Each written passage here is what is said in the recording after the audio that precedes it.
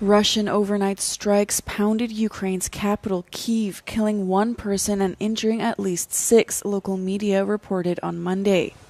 The large-scale drone and missile attack caused several fires to break out across the city, including in residential buildings, a children's daycare, outdoor kiosks, and a subway station. Kyiv Mayor Vitaly Klitschko said a total of 7 districts were affected. The strikes come after Ukrainian President Volodymyr Zelensky proposed a new round of peace talks to be held this week with Russia. Moscow continues to intensify its long-range attacks on Ukrainian cities, and analysts say the barrages are likely to escalate. Meanwhile, Ukraine appears to have intensified drone attacks towards Moscow in response. Moscow Mayor Sergei Sobyanin said air defenses shot down Ukrainian drones over the Russian capital for a 5th straight night. In the Russian village of Kamenolomny, a fire broke out at a train station as a result of a Ukrainian drone strike, according to the local mayor.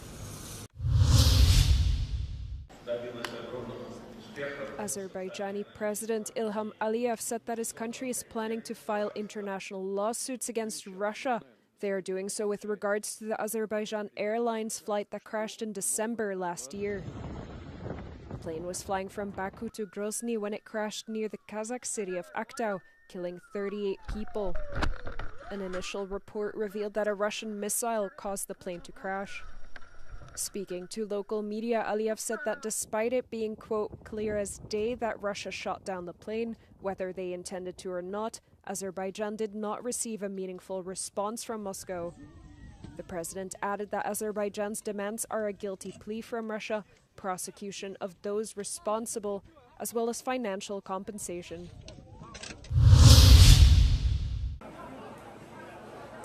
Gaza suffered its deadliest day for aid seekers in more than 21 months of war on Sunday, with at least 85 Palestinians killed while trying to reach food, according to local health officials. The highest death toll was reported in northern Gaza, where the situation is especially desperate. Dozens were reportedly killed trying to reach aid entering through a crossing with Israel.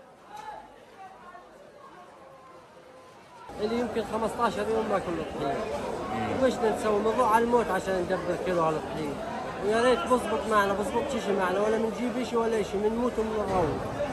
رحت على الزكيم اول مره اروح عليه عشان اجيب لقمه العيش للطحين فجأنا فجأة لو صارت الدبابات تطخ والجنود تطخ والكواد كابتر تطخ والطراد يطخ حصرنا جوا انا صوابت في ابني في ايدي والشباب استشهدوا قدامي والله هيك صبات الخير الله.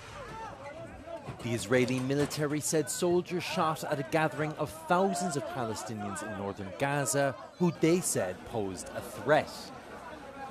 It said numbers reported by Gaza officials were higher than their initial investigation found and accused Hamas militants of creating chaos.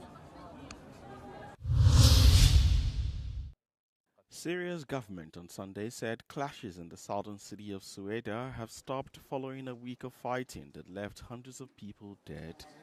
Syria's armed Bedouin clans announced they had withdrawn from Sueda, and the U.S. brokered ceasefire deal reached by the government, Druze groups and Bedouin tribes on Saturday appeared to be holding.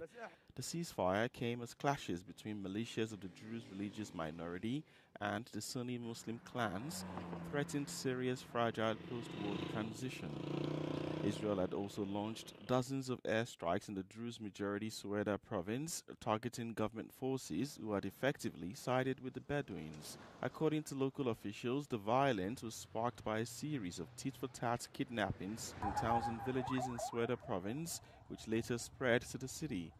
The UN estimates that more than 87,000 people have been displaced in Sueda since July 12 due to the heavy fighting.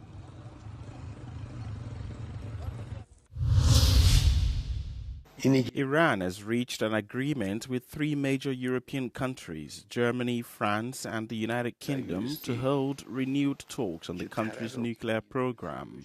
According to local reports, an agreement was reached on the talks format. However, negotiations are still in progress regarding the precise location and dates of the talks. Iranian Foreign Minister Abbas Araghchi said Tehran's approach to negotiating its nuclear file is stronger than before.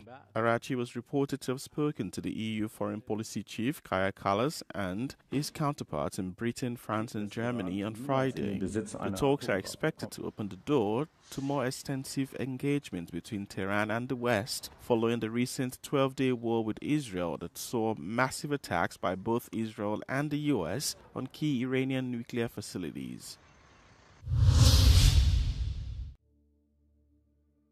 Greek Prime Minister Kyriakos Mitsotakis has announced the creation of 2 new marine parks in the Ionian and South Aegean Sea. The Greek government said the aim of the marine parks is to protect and manage ecosystems and species, while also reintroducing human activities compatible with environmental protection. These parks will be among the largest marine protected areas in the entire Mediterranean. They will allow us to meet the target of protecting 30% of our territorial waters by 2030, way ahead of schedule.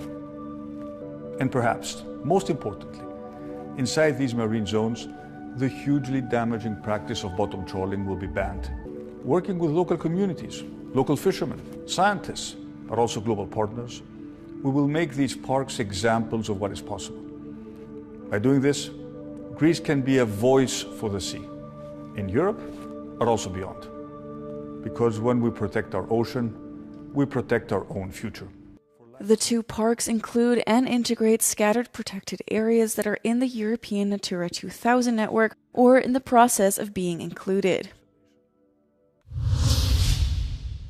Where can you go to escape the heat? Climate refuges are becoming more of a solution. With a wave of intense heat gripping European cities, climate refuges are places that can offer the population some coolness and relief. Public parks and gardens, libraries, museums and schools are among places that are open during the day to receive people who are vulnerable to extreme temperatures. O efeito de ilha de calor é intensificado nestas ondas de calor e acontece normalmente em cidades. Isto porque nós temos cidades que estão densamente construídas, temos muito alcatrão que faz absorver o sol e ao final do dia nós vemos que às 6, 7 da tarde ainda é possível estar muito calor, apesar de já não estar muito sol, porque o chão absorveu. Depois temos vários edifícios e muitas vezes ruas estreitas, o que faz que seja difícil o ar circular. The city of Barcelona has served as a model for the rest of Europe, not because it was a pioneer, but what really makes the Catalan city a great example is the clear criteria for defining what a refuge is, according to this researcher. Não é qualquer espaço que é automaticamente refúgio climático. E eu acho muito importante que esses espaços realmente para que eles respondam às necessidades dessas populações que são mais vulneráveis a temperaturas extremas, eles precisam realmente ter esses critérios mínimos, né? Que, como eu falei, precisam ter um espaço mínimo onde as pessoas possam sentar, possam beber água, possam utilizar o banheiro. In Lisbon, where thermal discomfort in homes is a reality, the city council has not yet promoted the use of a cooling network. But data scientist Manuel Banzer has created an interactive map where you can consult spaces like fountain, lakes and municipal swimming pools. Há uma grande amplitude térmica nas casas e Lisboa é das piores cidades da Europa em termos de eficiência energética, o que significa que tanto no verão como no inverno as pessoas têm dificuldade a aquecer a sua casa ou a arrefecer a sua casa e por isso há aqui uma responsabilidade municipal e pública de nós transformarmos o espaço público num espaço que seja uma extensão das nossas casas. Além do desconforto, o calor também surge associado ao aumento da mortalidade. Portugal registrou 284 mortes em excesso entre 28 de junho e 3 de julho, durante o alerta de tempo quente. Joana Marão Carvalho, para a Euronews, em Lisboa. At least 17 people were killed and 11 others are missing after torrential rains triggered flash floods in South Korea. Thousands of people were evacuated from danger zones after heavy rain slammed the Korean peninsula for 5 consecutive days. The fast-moving water caused major damage to critical infrastructure, as well as to vehicles and properties in the southern town of Sancheong. Southern regions received between 61 and 79 centimeters of rain since Wednesday, swelling water bodies leading to the disaster. Indonesian rescuers said on Monday that 3 people died and more than 560 were evacuated from a ferry that caught fire at sea a day earlier. Authorities previously said 5 people had died, but the National Search and Rescue Agency revised it to 3 after 2 passengers initially reported as dead were saved in a hospital, including a 2-month-old baby whose lungs were filled with seawater. A Coast Guard vessel, 6 rescue ships, and several inflatable boats were deployed in the rescue operation. Many survivors were pulled from the sea and taken to nearby islands. Local fishermen also rescued passengers found drifting in life jackets. Officials said the fire that began in the ferry's stern was extinguished within an hour. Being an island archipelago, ferries are a common mode of transport in Indonesia. Disasters occur regularly, with weak safety enforcement often blamed. Japanese Prime Minister Shigeru Ishiba is vowing to stay on despite a major defeat in a crucial parliamentary election.